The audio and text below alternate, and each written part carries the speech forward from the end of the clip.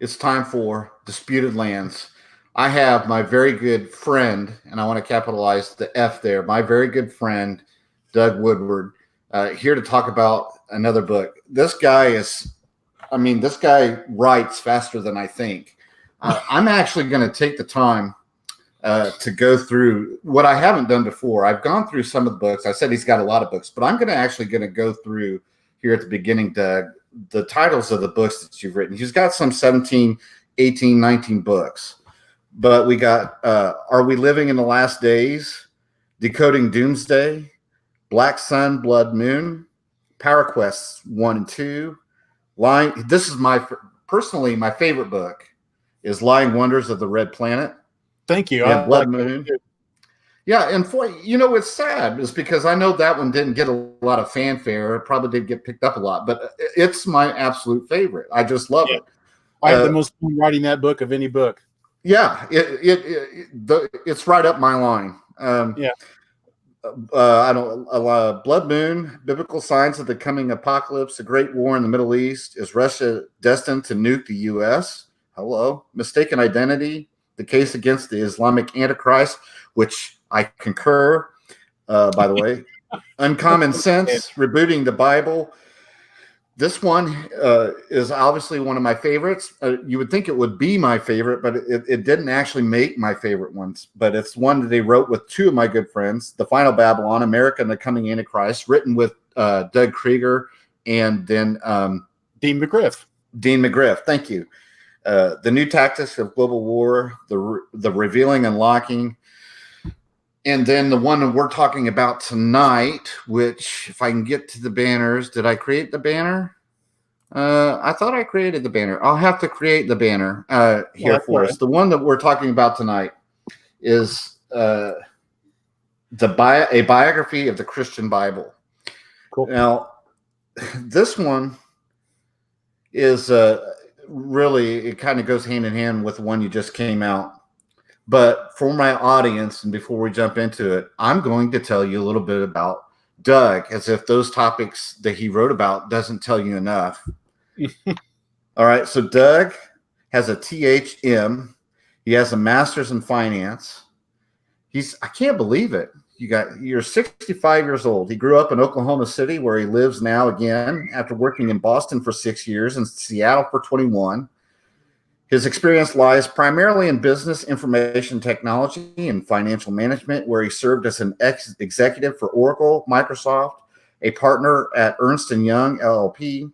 He founded his own consultancy for young companies called Smart Starters, which he managed for 10 years before becoming an entrepreneur in residence at the University of Oklahoma, Price School of Business, where he was taught classes on entrepreneurship for 5 years.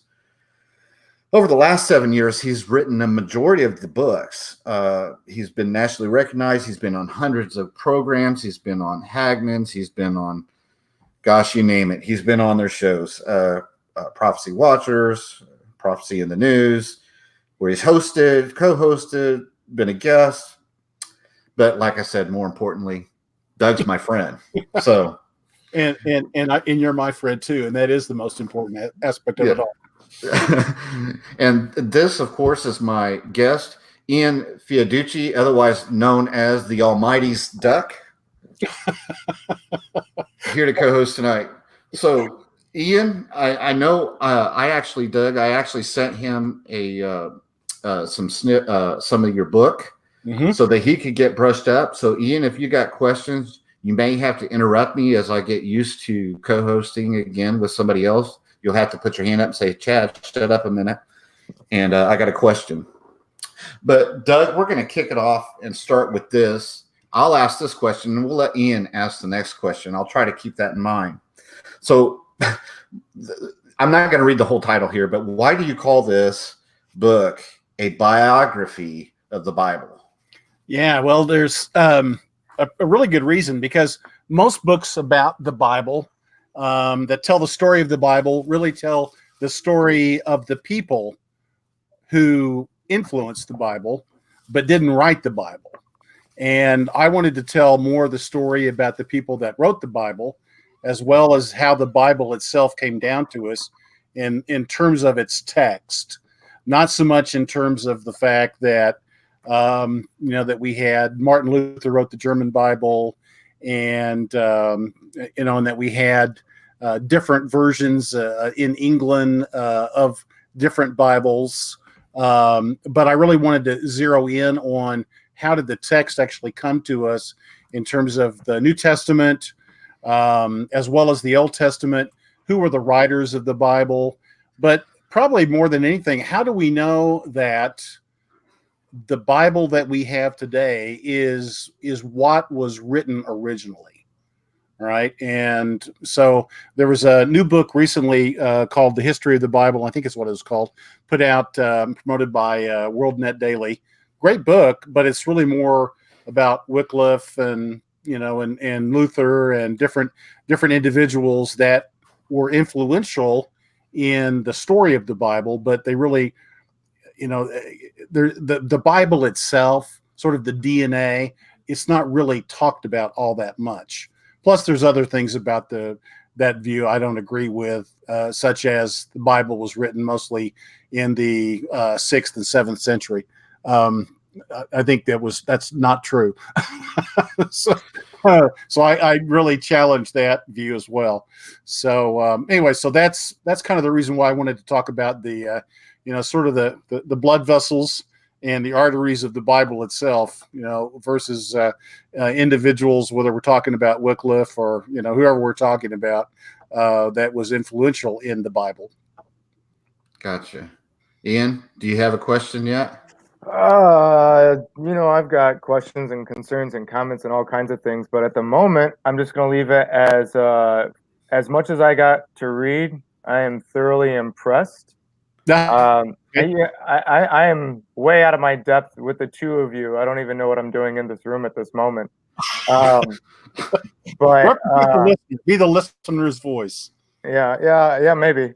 Maybe. But I will say I got to read about half of what Chad sent me. I spent most of today on that with running around kids and loud neighbors and things like that. And then on top of, I'm not as well studied. I'm familiar, but not as well studied on certain topics. So certain things that I was reading, I was like, man, that can't be true. So I'd have to go and look up stuff and try to validate as best as I can. And man, your book is challenging. It's impressive. It's thorough. Already today, I've been corrected on some things through your book, things that I would not expect to be corrected on. And like I said, I'm not claiming to be the expert by any means, but I thought I was studied well enough on certain topics, and apparently that's not the case. Always new things to learn. Yeah, well, yeah, always. It's just one of those when you're learning things that you thought you were on to the next step kind of thing. Right. Very impressive stuff, man. Thank you. Well, let's discuss that a little bit, because your previous book was a challenge as well to, I think, some modern paradigms. So how is this related to the previous book, Rebooting the Bible? Right. The previous book was really emphasizing the Septuagint, and it was emphasizing why the Septuagint was the Bible of the early church, which it was for really the first 500 years of the church.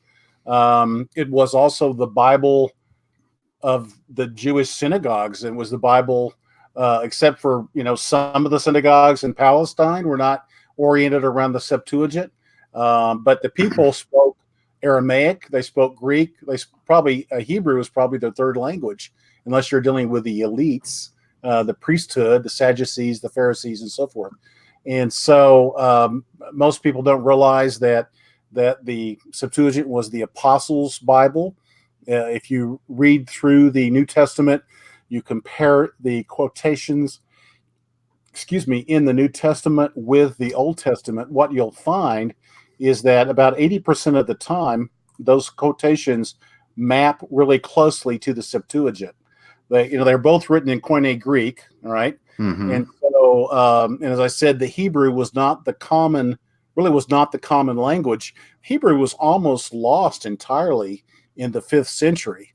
If it had not been for Ezra around the 470, 450 BC timeframe, Hebrew would have been a lost language then. As it turned out, by the time you get to really the 4th, 5th century, Hebrew becomes a lost language and is not revived again until the 20th century.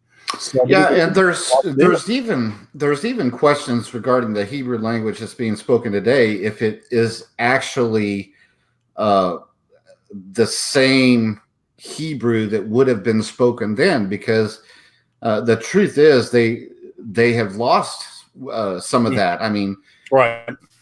It's the same thing that happens with Spanish, right? You go to Spain and Mexico, Spanish, Argentina, and Cuba. And it's a dialect. I guess that's the proper terminology for it. Whether or not the dialect is even actually the same as it would have been back then, but that's that's just kind of a side thing. Let me just tell you that real quickly.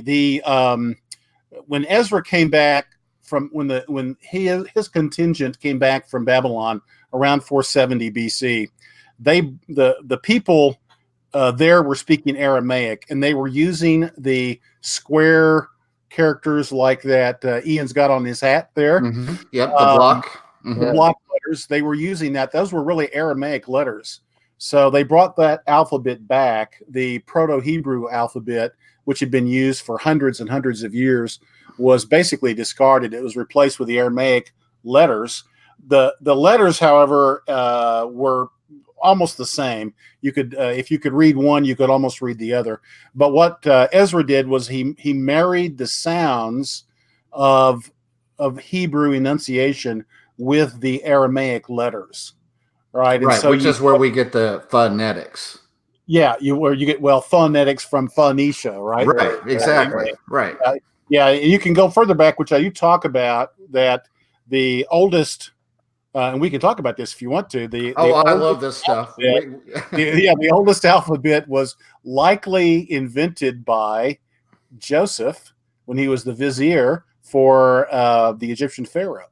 He likely created the language. The alphabet was the first phonetic alphabet, and it was probably created around 1800 BC. All right, and so. So he created a sound as opposed to a hieroglyphic, and yet the two kind of are married. I talk a bit about that in the book, and but anyway, there was an alphabet. It's known today as the Northwest Semitic alphabet, but it really was also pretty much the same as the Proto-Hebrew. Yeah, and before that, you really don't get anything except for Sanskrit. Right. You have cuneiform, right? Well, cuneiform, and you have hieroglyphs, right? But the same area. I'm talking about pre that. I mean, right. Well, of course, cuneiform goes all the way back to the 3rd millennium BC. All right. Yeah. So it goes way back, but the first phonetic alphabet was early in the 2nd millennium. In other words, around 1900 BC, and it was that language. That alphabet that Moses would have learned, as well as hieroglyphics. And Moses had an alphabet, in other words, to write the Pentateuch, the first 5 books of the Bible. So we're going to get to that. We're going to get to that. So back to your question, the Septuagint was the Bible of the early church. It was the Old Testament.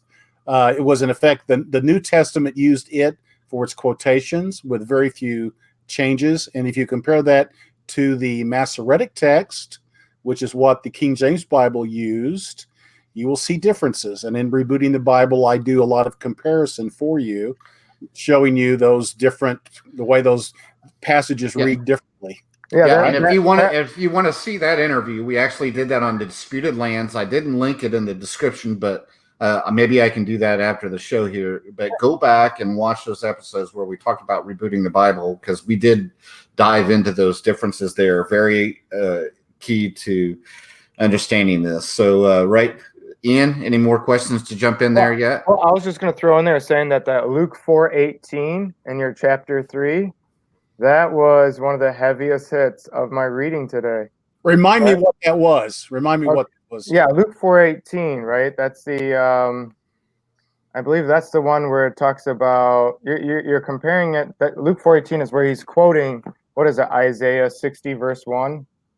Oh, okay. Yeah, well, we Right. can get up here and make sure we get it right, because unfortunately I don't have the Bible memorized. So Well, it's written on your heart. It's written it on your is. heart. Well, I'm not a Hebrew. Now, so, I haven't gone through that that amazing rebirth Ezekiel 37 just yet, but the new body. yes, the revived the bones being revived, Right. Yeah. and a new heart placed within them, and all that. So I was looking here for one of my online Bibles, but if Ian, if you've got it though, please jump in and take a look. Right. We'll look that up as I'm scrolling up here to your chapter 3. I wasn't gonna do the share screen thing. I don't want to mess anything up. I think Chad would be more Yeah, successful. I don't think it actually would be. works with 3 of us Oh, in the here it room is. anyway. There it is. It's the Luke 4:18. The Spirit of the Lord is upon me, because He hath anointed me to preach the gospel to the poor. He hath sent me to heal the brokenhearted, to preach deliverance to the captives, and recovering of sight to the blind. Right. To set at liberty them that are bruised. If you go back and you look at the Septuagint, where it's quoting from Isaiah, and I think you're right, I think it's Isaiah 60. This is Jesus, of course, reading in the synagogue, and he is quoting from the Septuagint. Right. Or he could be quoting from the Hebrew, but it was not the same Hebrew. It's not the Masoretic text. Right. It's not the Masoretic text was changed.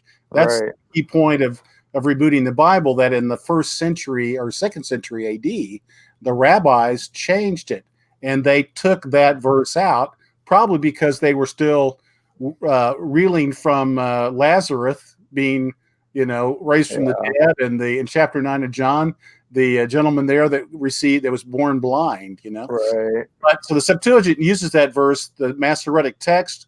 If you go and look for it in the King James version of the Old Testament, it's not there. It's not there. Now, happily, the King James version quotes the Septuagint in the New Testament, but it doesn't in the Old Testament. Yeah. It opens the door to the fact that the King James version is not without error. No. Yeah. Your chapter 3, man. That was pretty flooring stuff for me. The prologue and the preface and the first couple of chapters and stuff like that. That wasn't so much new to me, but chapter 3 is where you start proving things in a way that it speaks to me. Good. Because different people they'll hear it, receive things differently. What works for me is gonna be a little bit different than a different member of the body. But that chapter 3, man, you had me floored. You if you go look at rebooting the Bible and you look at all those verses, you're gonna be pretty astounded by the number of verses that are different, and it's a strong case. Yeah, a lot of the stuff that you're talking about in that book, you say, I went deeper into this in the book before this, and I was like, man, all day today, I kept thinking I'm gonna have to go get that book now. Not only am I gonna have to go start looking for a specific type of Septuagint now, but I'm gonna have to go look at the book before this. Yeah, don't. If you get to that point, feel free to shoot me a line. I'll tell you the pros and the cons of the different versions of the Septuagint in English. Happily, new ones have been created that replace ones that were about 150 years old. So we do have a question that zoomed right on by during. I think you kind of said it. It's on the screen now. If you just look at your screen, Doug, straight ahead of you. I see it. What is the best interlinear Septuagint? No. It's on your screen. It's over Ian's face. Look at your camera. Oh, what language did Moses write in? I was looking over at the chat session. Yeah, he wrote in Northwest Semitic, which is known also as Proto-Hebrew, and it became Hebrew within. I'd say by the time from Moses forward to the time of Joshua, Judges, and so forth. By that point in time, the Hebrew slaves were all speaking Hebrew by that point in time, and Northwest Semitic was an earlier version of that, and that was in play probably. It was probably in play even with Abraham. Hope that answered the question. Gotcha. Okay, we're gonna just do the tech questions as we kind of it kind of might throw us off a little bit, but this is Disputed Lands. Nobody really expects professionalism here, so So the author is professional, though, right? yeah. I'm gonna make you work your brain. So the next question Kevin asked is on your screen there. When is he doing part 2, rereading the Bible? Life keeps getting in the way. I have written one chapter on Peleg, which will blow everybody's mind when you finally read it, because nobody's taking this point of view. But I explain what it meant when Peleg, that one verse in Genesis that says that the world was divided during the life of Peleg. And so I've written that one chapter, but I have much to do. I'm so eager to get into it. Unfortunately, I have to make a few dollars too, and so I have to take a few contracts to pay for the bill. So, but gotcha. I'm hoping I'll have it done by Christmas. I've outlined it. I'll have the cover probably here before too long. I know what I want to say. I just have to have the time to go write it. All right. So along this topic that we're talking about. Yes.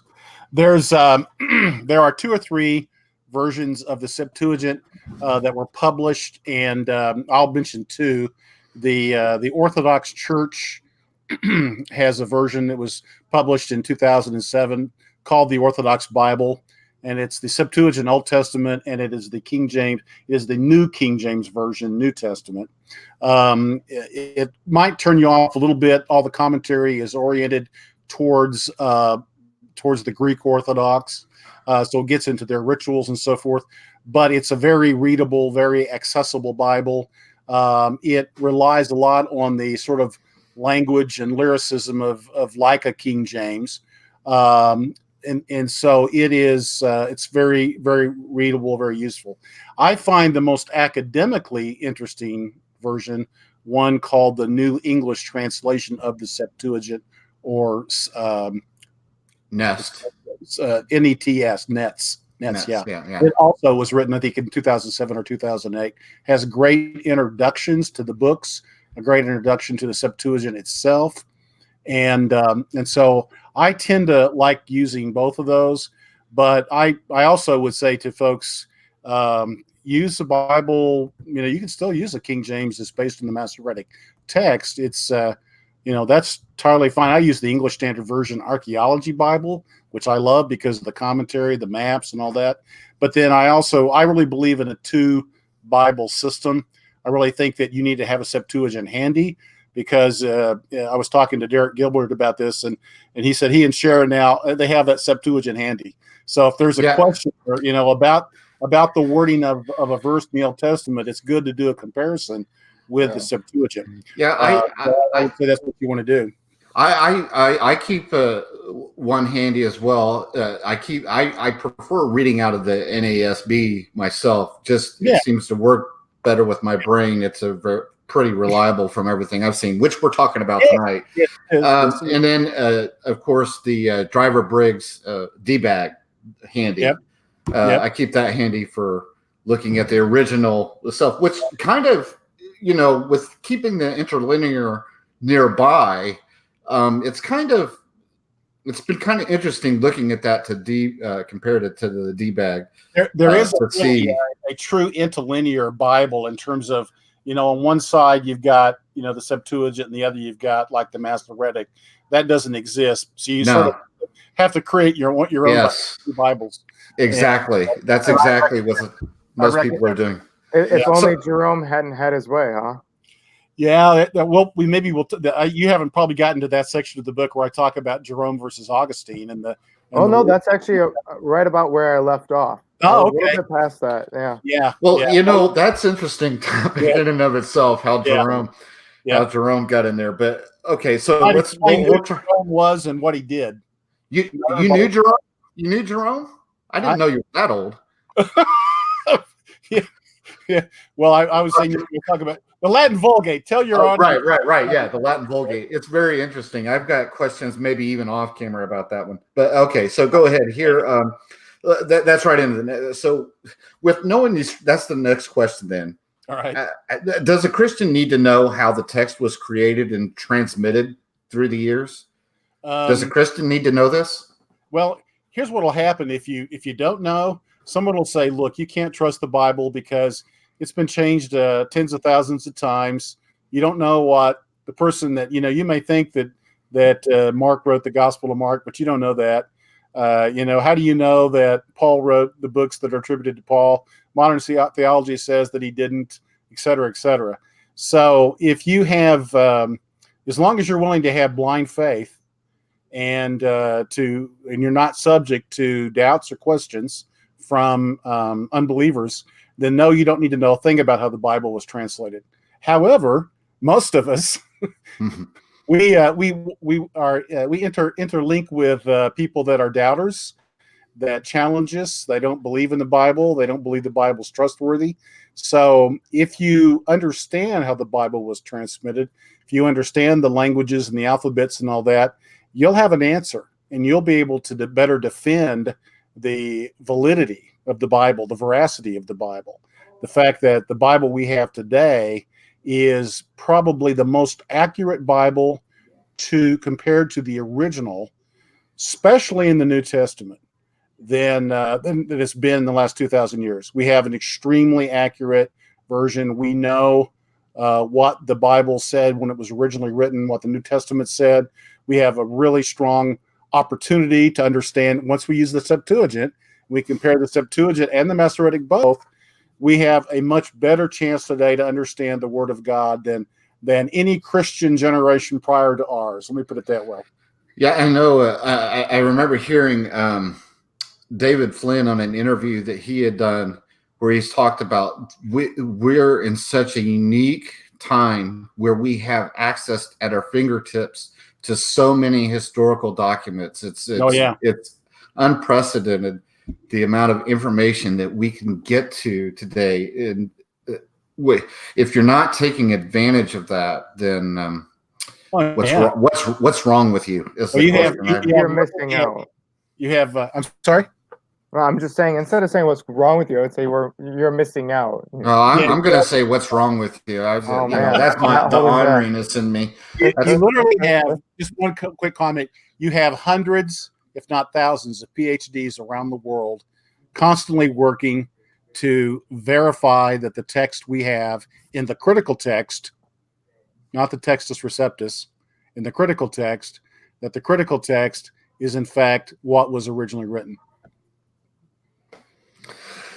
That's awesome. All right, so we addressed that. So it's why you need to know. So let's ask this one. We're going to ask, who are the primary authors then of the Old Testament and the New Testament? Right.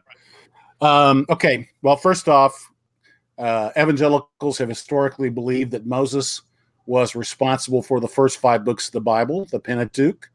And so Genesis, Exodus, Leviticus, Numbers, Deuteronomy. And while it is certainly likely that there was some additional annotations, I wouldn't say edits, I would say what happens over time is the Bible, almost nothing is taken away, but things are added. It is certainly conceivable if you ask Dr. Michael Heiser, is there evidence that there is cultural language influence from the 8th century, 7th century BC? Did the Babylonian captivity influence the Pentateuch?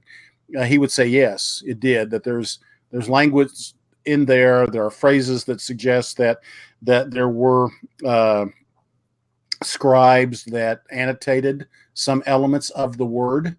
And so we have to kind of take that into consideration. But there are things like the Bible code, which I happen to believe there's some substance behind it. And for some reason, that Bible code still seems to work. So I happen to believe that Moses did write the Pentateuch. So he's probably the number one author. Certainly King David, King Solomon, Proverbs, Ecclesiastes. David wrote, of course, most of the Psalms. One of the authors of the Bible that most people may not know is who wrote the book of Judges, and that was probably written by Samuel, who was the prophet at the time of Saul. It was the prophet that specifically anointed David as king. So is it conceivable that Joshua wrote Joshua? Probably, but if he didn't, Samuel likely did.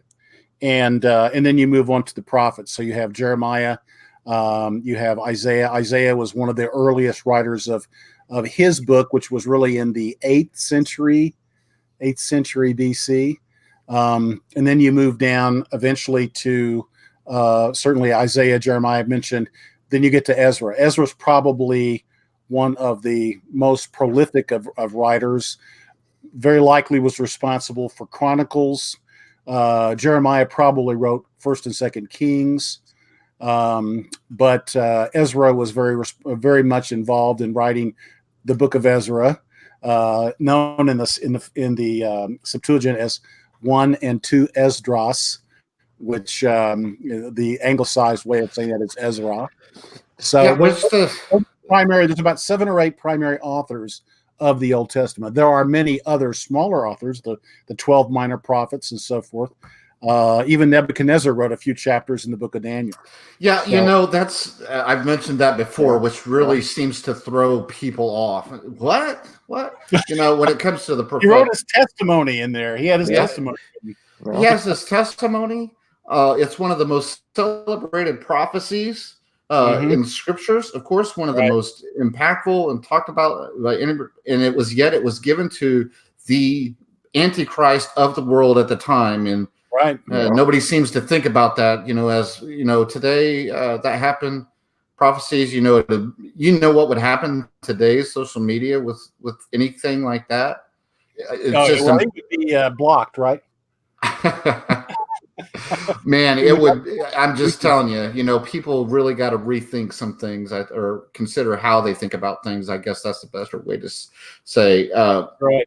We're going to ask you about that here.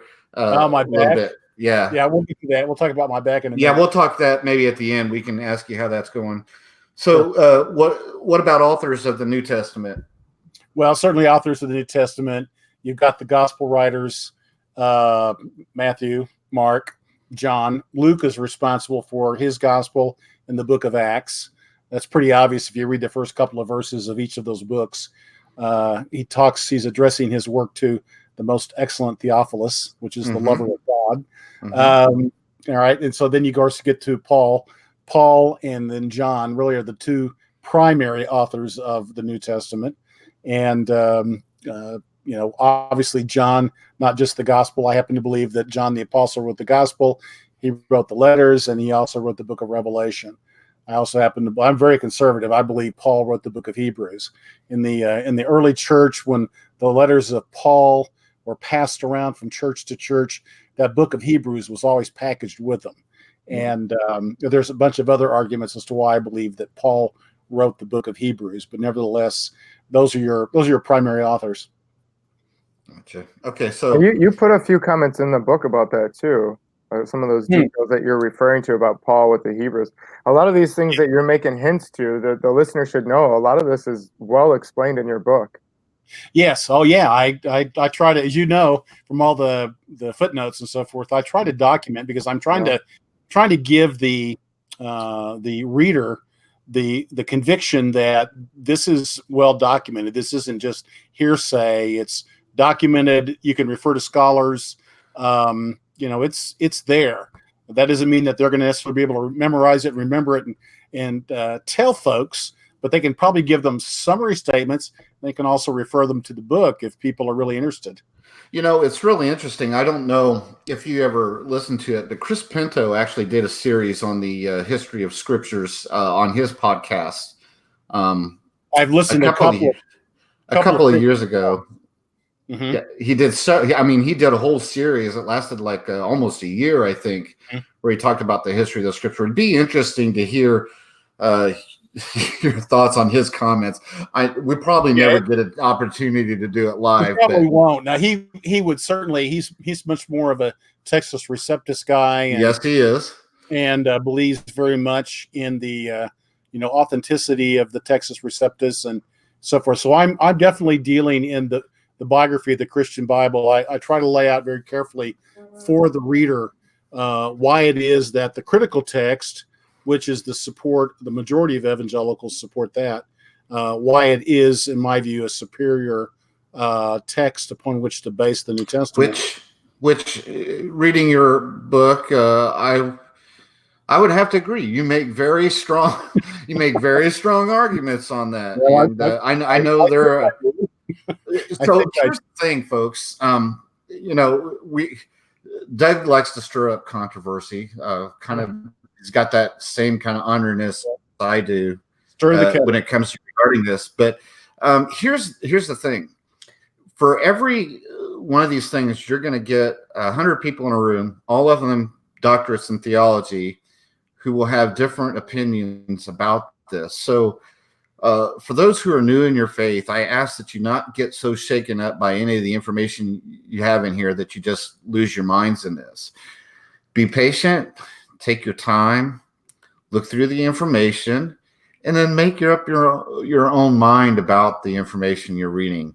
And just be a student, learn and go and do the best you can. So that kind of, I'm going to skip actually over the next question that I got here, but kind of go to this one. So in this topic, you make a big deal about the Septuagint.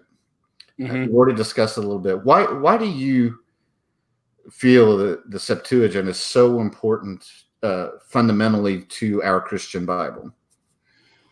Well, obviously, the New Testament quotes it about 80% of the time. When it quotes the Old Testament, that's important. That's reason number one. Reason number two is that the Masoretic text, which is the body of the text, or the text that was used in the translation into Latin by Jerome, it was used in the translation in the King James Version. It was the work that came from the Masoretic text. All right, so you had that, and the Masoretic text was modified, altered, corrupted, in my view, by the rabbis from the school at the academy at Jamnia, which was really right at the end of the first century. It was 30 years after the temple was destroyed, and on for the next 20 years or so. In other words, the text that the King James Old Testament is based on was corrupted by the rabbis. And so the Septuagint, if you go back to the Septuagint that was created, what's called the Old Greek Septuagint, which was created in Alexandria, Egypt, the Pentateuch around, I say, 282 BC. All of the Septuagint was completed by about 135 BC. But it would be another 300 to 400 years before a Hebrew Masoretic text was settled on. The canon of the Hebrew Bible was settled on by Rabbi Akiba, who was the key rabbi in that time, and who was also the supporter of the Bar Kokhba rebellion and believed that Bar Kokhba was the Messiah. So at least he tried to put him forth as the Messiah. Yeah. Anyway, pardon me. I said at least he tried to promote him as the Messiah. Well, yeah, he did. He did at least believe that there would be a Messiah. Unfortunately, he got it wrong, which Maimonides in the 12th century says, "Gee, he was probably foolish to make that statement so ironclad." But nevertheless, so the second real reason is that the Masoretic was corrupted. The third reason, which I find really fascinating, is that the way that we look at the Old Testament text, if we go back to the Septuagint, while it is a Greek translation of the Hebrew upon which it was based was the Hebrew as it stood at the time of Ezra. And Ezra really was, you could almost call him the publisher of the Old Testament. He pulled all of the texts together, he put them all together, and then supposedly 3 copies existed as the master copies in the temple at that time. And a copy of that original Bible was what was taken to Alexandria, Egypt, only 150 years later. And it was that was copied or translated into the Greek. But that doesn't make the Greek, as a perfect translation, because anytime you go from one language to another, as we learned with, Bill Murray in that movie, Lost in Translation, there are elements, idioms, and so forth that are different. There's this thing called formal equivalence and dynamic equivalence, and I explained that a little bit. But nevertheless, if we're going to try to get to what was the most accurate original wording of the Old Testament, the Septuagint is our best bet, despite the fact that it's in Greek. Now, here it goes back to what Ian was saying here. Now, those were used, those copies. Now, we know that the Jerome, the Latin Vulgate, was used from those texts, but those Correct. texts are apparently missing. 405 AD was when the Vulgate. Right, and they were lost. Yeah. Think about who had them. I have no doubts exactly where they are. I don't think they're lost at all. And I think part of the reason, this is just a conspiracy in me. You can take this for what it worth. Down there where Tom Hanks was messing around in Angels and Demons. Yeah, Tom Hanks. It's all his fault. I think that's why the library. I think it was a big part of why the Library at Alexandria burnt. Is to hide the fact that they were absconded by a certain entity that Jerome was working for. It's possible, but Alexandria, the library burned a couple of times. It burned once due to the fault of the war between Julius Caesar and maybe. Yeah, well, that did happen. But anyway, you're talking about stirring up controversy. Maybe it accidentally burned down a couple of times during a war. Yeah, probably. Yeah. So most of the ancient knowledge of the old Earth was lost at that time. Mm-hmm. Exactly. What was lost in Genesis? Lost. 11. Anyway. Right. So anyway, going forward, so I think those texts still exist. Actually, I think. So this goes kind of my other thing. I think if you look at the Vulgate and you look at the Latin, which I really didn't even get interested or think about, and you look at some of the things that were taken from that, specifically some of the works of David Flynn that he's done with original languages, kind of what we're talking about here. The farther back you go, the more, the closer you get to the original, really picture of the word, so many ways, in English, so much of what we have is, not to offend anybody's sensitivities here on the show, bastardized. It's really is. It's just, we take from here, take from there, and then we throw words together and everything. Yeah. But the further back you go, just kind of like that, it is really a word or whatever conveys more of the image and emotion. And original thought. It's so much, I guess, so much fuller with that. Mm-hmm. And it's with that thought process that when I look at the Latin Vulgate and compare it to the Septuagint, you can see different things that are conveyed, especially if you look at the spelling of it conveyed to the meaning. For instance, like the word ark. Itself, if you look at that ark in Latin and you compare it to the Greek, they're very almost similar, but their connotations and their understanding of it, like ark in the Latin as it's written actually means box. Mm-hmm.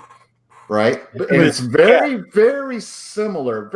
Very similar to what we would call the Ark of the Covenant, which is what it was, right? A box kind of thing. Yeah, but it had more to it than that, in that it conveyed place of origin, a point of interest, the first primary principle. Mm-hmm. So it's so much more in the Hebrew, but the spelling anyway.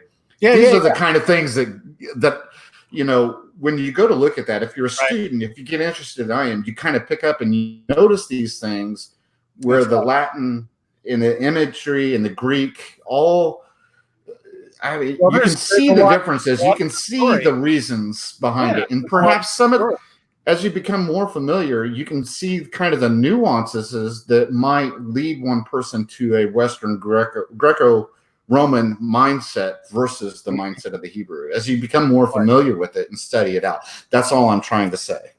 Okay. One other thing I'll mention on the Septuagint is chronology. Spent a lot of time on chronology. Yes.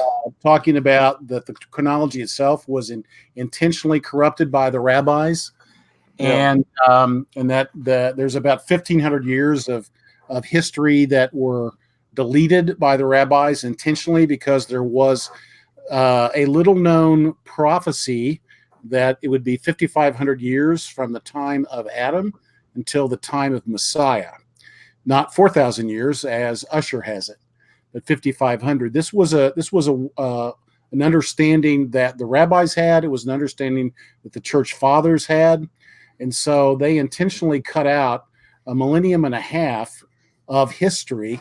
By the time that you get to the Seder Olam Rabbah, which was the Jewish calendar, which was, I won't name drop, but it was about 160 AD when it was completed. And they completely took out 1,500 years out of the chronology. Part 2 of Rebooting the Bible is going to deal with the chronology from the standpoint of what if the chronology of the Septuagint is correct? How does that influence everything we know about the first 11 chapters of Genesis? Right. So I'll answer that question. Yeah. Well, it changes a lot. It basically, in a nutshell, it allows us to synchronize Egyptology, the Mesopotamian archaeology with the Bible. And if you adopt the King James and Bishop Usher chronology, you are hopelessly unable to synchronize them. So that means you spend a lot of time having to then argue the archaeologists and people of that era who are telling you that this information is what it's saying, and it's not backing up what your scripture says. Now, here's what you end up doing: if you're using Septuagint to take your years, then you really don't have a fight.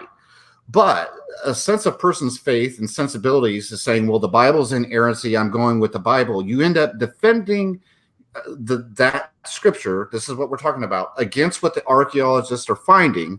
Right. And what you end up defending, according to what Doug is sharing, I'm trying to keep this all clear now for people.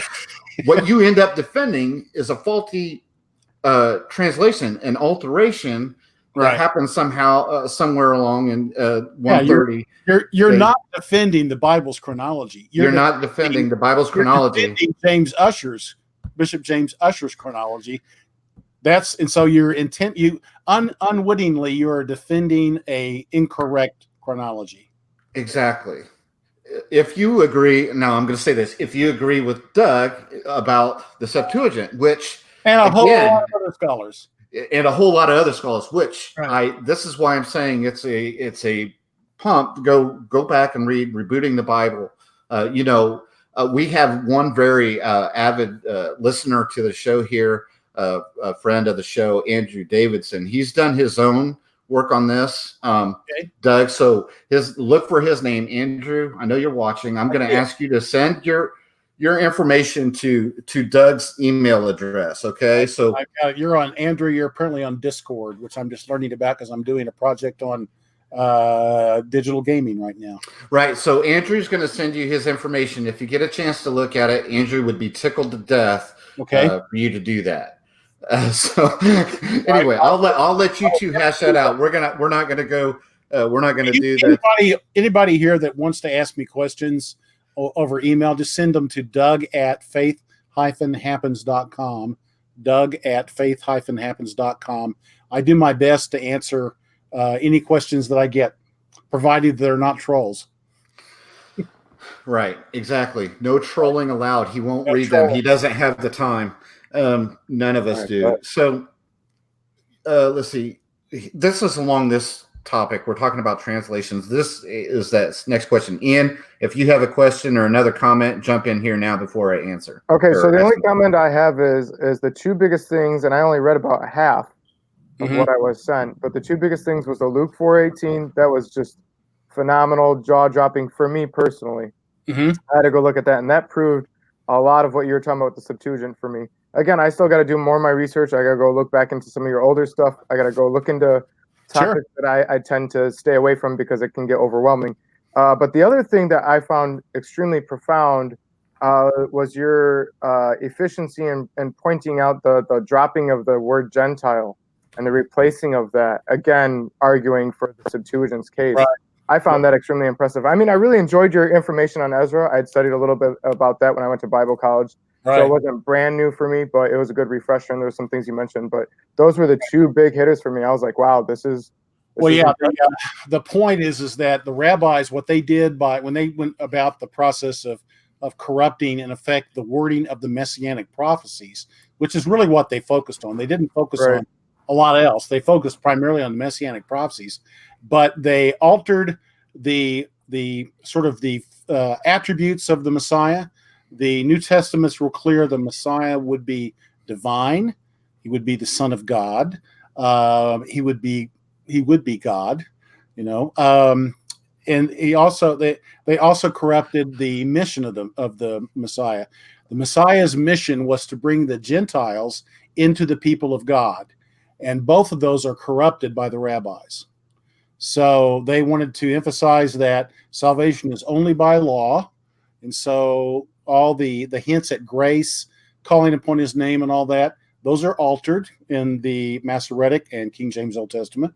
And the nature of God, in terms of nature of the Messiah, in terms of Him being a divine.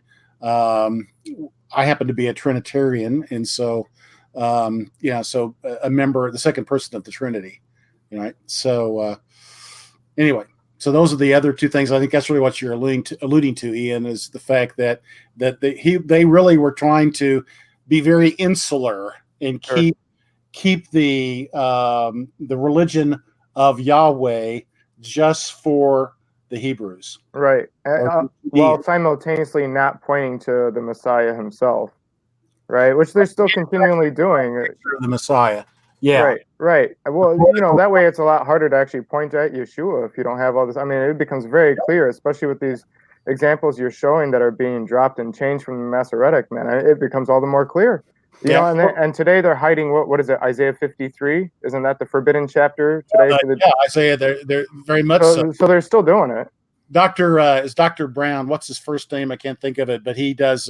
He's Jewish, but he's a Jewish Christian. He does a lot of debates with rabbis about like Isaiah 53 and the nature of the Messiah and all that. Yeah. He's great, and he's the expert on that whole thing. Nice. So that's leads right into the next question. How do we understand the differences then between what is called biblical inerrancy and inspiration? And that's the $64,000 question, isn't it? Yeah.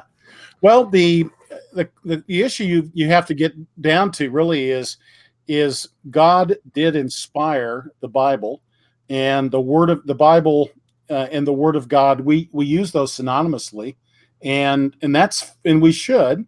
However, we have to understand that it's really the thoughts of God that are conveyed in the Scripture. The particular words, the wording is, the wording that was in the original is the wording that God wanted the authors to convey. He was, as Dr. Heiser would say, he was pleased with the words they chose. And so he said, that's great. That says it just the way I would like it said. All right. But, you didn't want to limit the impulse, the skills, the knowledge, the culture of the author. And yet, and inspiring God's word always it never returns to him void. It is preserved, it is conveyed, but we don't have to have a word for word dictation for that to be the case. For instance, when Jesus was on the cross, and if I'm not mistaken, my Aramaic pronunciation is probably bad, but he said something like Eloi, Eloi, lama sabachthani, or something like that in Aramaic, which Eloi, Eloi. Yeah, my God, why hast thou forsaken me, is the way we'd say it in English. What's really interesting, if you'll catch this, is the people around the cross, and it wasn't the Roman soldiers, it was the Jewish citizens. They go, wait a second, what's he saying? Yeah. He's calling for God, and he's speaking in Aramaic. we only know Greek around here. I don't understand that Aramaic very well either. So you have to go, yeah, that's its own question. But then you also have to understand that when Jesus was speaking, whether he was speaking in Hebrew or Aramaic or in Greek, he was still conveying the word of God. And yet the way that those words would have been phrased and used, they wouldn't be literally word for word the same. So you have to always, take into account the nature of the language. And this gets as I said before, the dynamic equivalence versus formal equivalence. And, all the idioms, we speak with 100 idioms an hour practically. And if you go into any other language, those idioms just don't translate. So you have to come up with something equivalent, right?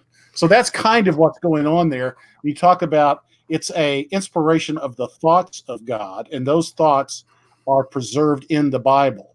And in the original autographs, the words that were chosen, whether they were written in Greek or in Hebrew or whatever, those were the words that God wanted said. But those words have been subject to changes through the years. What we try to do today with the critical text is we try to get back to what was originally written, believing that that was the way that God wanted those words to be said in the Greek. Still got to be translated in English for those of us that don't speak Greek. But Right. the concepts, the ideas are absolutely 100% preserved. But we do want to take a look at those other languages from time to time, don't we, Chad? Absolutely. Which brings me, to the, this little event that happened in around 1947, where there was a certain amount of manuscripts that just popped up out of the earth, known as the Dead Sea Scrolls. Which has really added a lot of fuel to the and excitement, and it still is generating a lot of excitement when it comes to those who would do translation or study translation in ancient text. What the interesting fact here is that I'll point out now is how much was confirmed in these scrolls to what Doug has been saying here, and that the match, the inerrancy matches of what was been found that came out of the Dead Sea Scrolls compared to what the church had been using up until that time, and compared to all the translations that came forth since then. It's boggling. Our modern scientists, secular scientists, really would not like to talk about this because they can't even get this amount of inaccuracies in their own documents that they translate, at university level. It's infuriating to them, but that was so astounding. I think really to Doug's point here is the amount of inaccuracies or variances between the text that popped out there compared to what had been used as the Septuagint Bible and scriptures today. Yeah, there's a whole lot that can be said about that. Just a few fun facts. Something like 20% of the text that were recovered were Septuagint. Most were Masoretic, or really not the Masoretic of the rabbis, but a forerunner to that. There were sort of several different language text families, even at that time. And there was a one that was finally decided upon as the basis. And then the rabbis, one of the things that I don't talk about a lot, but it's in Rebooting the Bible, is that the rabbis went about the process of trying to eliminate every other Hebrew textual family. All right. So they only wanted there to be one so that there wouldn't be variations. All right. And so they sought to kill all of those off. They knew they couldn't kill off the Septuagint because it was already being used. It had been being used for almost 300 years by their time. It had already been in synagogues around the world. So they couldn't get rid of the Septuagint, although they did some things we probably won't have time to talk about in terms of trying to modify even that. But they did try to eliminate all of the Hebrew. What they hadn't counted on was the fact that this little sect called the Essenes in Qumran, about 12 miles from Jerusalem, were putting all of their text in jars and putting them in books. So they thought that the rabbis thought that they had destroyed all of the Hebrew. It's kind of like Richard Helms destroying all of the records of the not Project Mockingbird, but what's the name of the project that deals with the CIA? No, I think you had it right. Well, Mockingbird. Well, that's with the Hollywood, but I can't think of the other one that had to do with dealt with mind control. MK Ultra. MK Ultra, yeah. They thought that the CIA thought they'd wiped all of the MK Ultra documents out, but unfortunately for them, the accounting department at the White House had kept the documents in the accounting, so they were rediscovered. That's all talked about by a guy named John Marks in The Search for the Manchurian Candidate, 1978 book. I know that because I wrote about it. Yeah, and we're actually same idea. We're actually almost out of time, and Doug, right. we are out of time, but we're gonna ask this one final question. We'll probably have Doug's a friend. I'll probably have him on again. I've swore to him from the first show that I would have him talk about my favorite book, which I will make and happen sometime. The Lying Wonders of the Red Planet. We'll definitely talk about that. We got one last question for you, and we're going to end the show on this question. Okay. This was here. Was the New Testament written in Hebrew, then Aramaic, then Greek, then Latin, and finally English? Wasn't sure if that was covered. It is. The New Testament was all written in Greek. Jerome takes the minority view that Matthew wrote his gospel originally in Hebrew because it was definitely written to the Hebrew, and then it was to the Hebrews, really to the Judeans, because the Hebrews were kind of passé as after about 720 BC, but to the Judeans. And so, but most believe that even Matthew was written originally in Greek. It may have been translated to Hebrew, but not vice versa. So it was all written originally in Greek. Most of the copies of the Septuagint and the Greek New Testament, whether that was Egyptian Coptic or it was Syriac or any of the others, were copied from the Septuagint. The Old Latin before the Vulgate was copied from the Septuagint.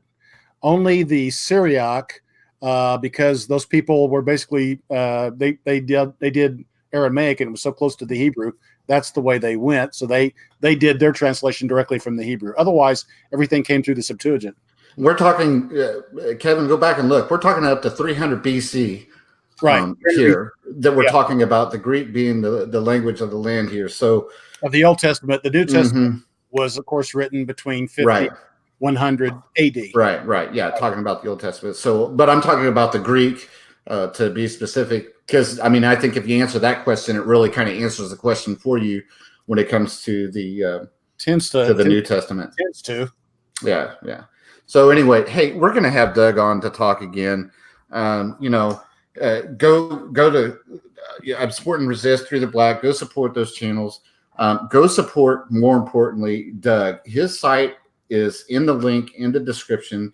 It's faith-happens.com. You can get his book there. Again, if you want to be a student of the scriptures themselves, a biography of the Bible, here's the long title: A Biography of the Christian Bible and How We Defend the Protestant Scriptures in the 21st Century. I can't read that and want to say in the 21st and a half century for Duck Dodgers. For those of I'm dating myself there. 21st and a half century Duck Dodgers. Anyway, but yes, go get this book. You can find it on Amazon. He's got numerous books. You can email him. We shared his email. Doug's a good friend. Thanks, Doug, for coming on. We'll have you on again.